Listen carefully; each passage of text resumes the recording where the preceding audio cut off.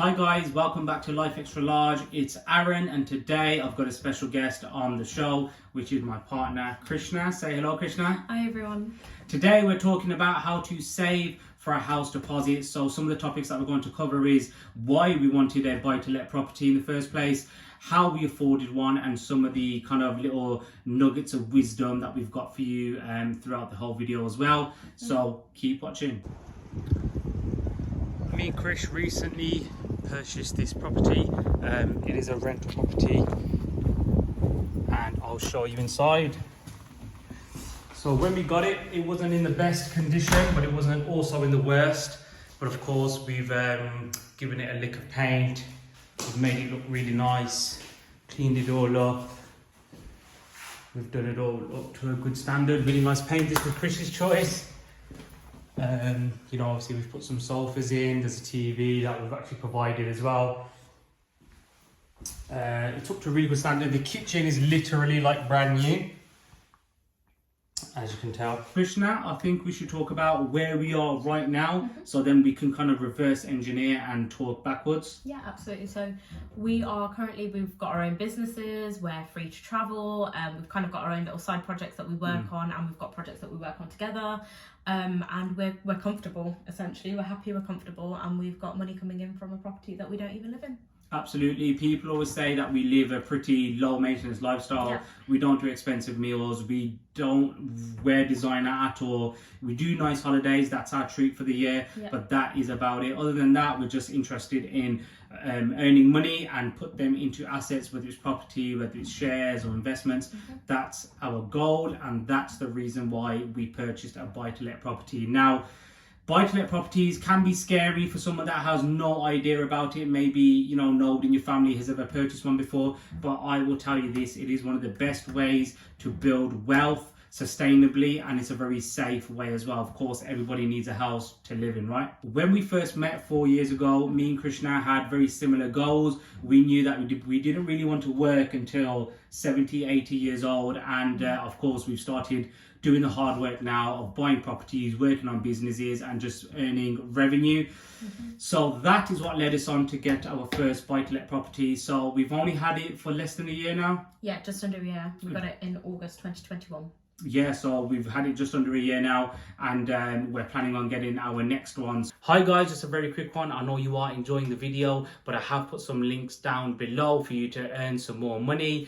Definitely check them out. For now, let's go back to the video. So first things first is you will need a really good mortgage advisor. We had no idea what we were doing. This is the first ever property that we bought. We didn't know where to start. We didn't know how to even get a mortgage. It was really difficult. True. So yeah, your mortgage advisor is your best friend and your biggest asset when it comes to buying a property. Find a good mortgage advisor. From there, we were told about what he advised us on what we could afford, and then from there we could figure out how much of a deposit we needed, so we knew how much to start saving. Absolutely. Once we spoke to Sunny, which is our mortgage advisor, we knew our position and we knew what we had to do moving forward. It was sort of like a checklist for the unknown, which is obviously always helps. So now we're going to talk about some of the things that we did to save money and also earn money as well. So some of the saving tips that we had: date nights. Before, we used to do kind of like, you know, we'd go out and we'd have activities and, you know, axe throwing or mini golf and stuff like that. Honestly, it was about 4 or 5 times a week, wasn't it? We'd be going out and about, spending money on food, meals, staying out in hotels and, I don't know, trains and all sorts, going here, there, everywhere. So we really had to cut that back.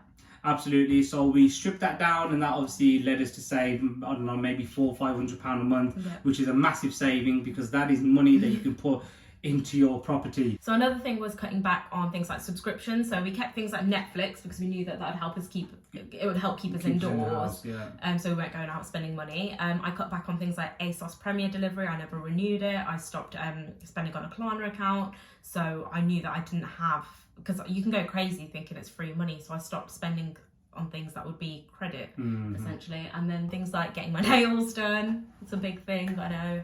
And so I started using stick-on nails, which look just as good. Which you still do use? I still do use. I actually prefer them now. I wouldn't get my eyelashes done unless it was a special occasion, like if we were going on holiday. I really scaled back. I mean, don't get me wrong, I was still treating myself and pampering myself. I just found cheaper ways to do it. Absolutely. There's a saying and it says death by 1,000 cuts, and that's what it is. If you have loads of small expenditures, there might be £10 here or £5 here, but they soon add up when they run up into the 10s and 20s and 30s. Yeah. So you really need to tighten your belt with that. But one thing that I learned from a guy called Grant Cardone, who is a property millionaire in America, he said instead of streamlining and trying to save money, why don't you try to earn more money? And that's kind of what we did. That's what helped us accelerate our journey. So for example, when we knew our position, our mortgage advisor had told us XYZ, Krishna went away and became a makeup artist. She became qualified, and now she gets gigs every week where you could get paid £80, £100, £200 a gig. So that's one way that we started to earn more money. And then another way is my friend, he owns a car delivery business where we would deliver cars up and down the country, and you could work on your own terms whenever you wanted to. So that's how I started to earn some extra money. Again, that was probably an additional £600 or £700 or £800 a month coming into our bank accounts alongside everything else that we do. So a key is try to find ways that you can earn some extra money. For example, a great way to do it is buying and selling on eBay, which is still what I do. So I'll go to markets or go to charity shops, or I'll look on Facebook Marketplace for bargains. I'll cross-reference those prices against eBay and how much they're selling for there. And if there's a margin in it, then of course I'll buy it from X place for £3 and I'll sell it on eBay for £20. Yeah, I mean, that doesn't sound like a lot of money, but when you're selling 10, 15, 20, 30 items a week, believe me, you can easily make upwards of £500 a month doing eBay part-time. Another really great way of earning a bit more money is if you're a creative or if you've got creative skills, then you can get yourself on Fiverr, and it's a really good way to start offering your services out on a freelance basis. We actually hired a model recently for a project, and she charged £50 for a 60-second video. Absolutely, yeah. I mean, if you're lucky enough to win the genetic lottery, put yourself on Fiverr. If you have an amazing voice, people pay a lot for voiceover artists. Put yourself on Fiverr. If you're good at graphic design, put yourself on Fiverr. Legal reviews and stuff like that. Just put yourself, social media marketing, put yourself on Fiverr, and people will purchase your services. So that's another great side hustle. Another one which Krishna told me about a few months ago was surveys. Yeah, so you can actually get paid for taking surveys online. So there's this really good website called Testing Time. You can sign up for free. We'll pop the link in the description below. And you essentially just get emailed different surveys every week. So you could get 5 a week, you get 3 a week. Some weeks you do not get any, but it's a good way to have a little bit of money coming in. But those surveys could be anything from like £35 for 5 minutes, or I saw one recently that was £400 for a Google survey. So wow, yeah, amazing. So lo and behold, after all of that, we got our property, which is obviously amazing news. Congratulations, yay! Now we have £25,000 equity in that property. That's the money that we put into the property. That's what we saved by doing all of the above. And obviously the bank lent us the rest, and we went ahead and purchased property. Now the mortgage gets paid. We have got tenants in there, so the mortgage gets paid, and we're left with around £200 gross profit at the end of every month. That's what is left in our bank account after the mortgage goes and the interest goes. And with that £200, we can save it for another property. We can do repairs for that, specific property.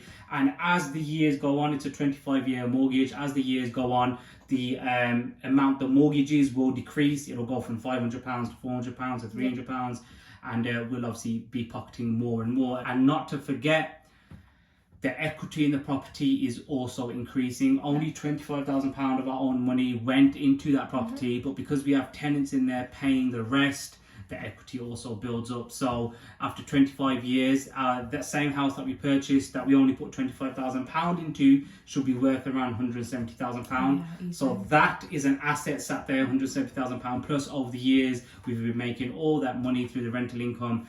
Then once the mortgage is paid off, it's mortgage free, which means that £800 or £900 a month rental income should just theoretically be ours in our pocket, and we can go ahead and purchase more properties or so on and so forth. So it's just it's an amazing investment, and everybody should definitely try to get at least one BuyToLet property. It is hard. We've been there. There's been times we've had no money, but you just have to think creatively, pick yourself up, and go full steam ahead. So what are our future plans? Chris, do you want to tell the viewers what our plans are? Yeah, absolutely. We'll get some more BuyToLet properties, travel, work remotely, and just kind of live life, not in a box. Well, I mean, you've just highlighted something that is, I think, very important to mention, which is regardless of whether you're in the country or not, your tenants are in your property and they will continue to pay your mortgage. Absolutely. So that's also powerful. And side note, I think one of the biggest assets we have, aside from our mortgage advisor, was a very good lettings agency. We do not have to worry about our property because we know that it's in good hands and we're not being called up at 2, 3, 4, 5 a.m. Absolutely. with problems. They are in charge of the maintenance of the property. They do viewings, they handle the tenants, they handle the bills, they deal with A to Z. Yes, they do have a bit of a commission in there, but if you shop around and you compete, you can get the commissions down. But honestly, paying the commission for peace of mind, to me, it just makes 100% sense. It's a no-brainer, isn't it? Exactly, and that's exactly what we did. So, like we said, there are some links below for you guys to check out. We'll put the survey link below as well. Go ahead, check them out, and we wish you all the best on your property journey. I mean, make sure you comment, maybe have properties, maybe looking to get one. If you want to ask us a question, we'll be happy to answer that as well. Absolutely. Any last thoughts? No, just best of luck, really. Thank you for listening, guys. This is Aaron and Chris from Life Extra Large, and we shall catch you in the next one. Bye.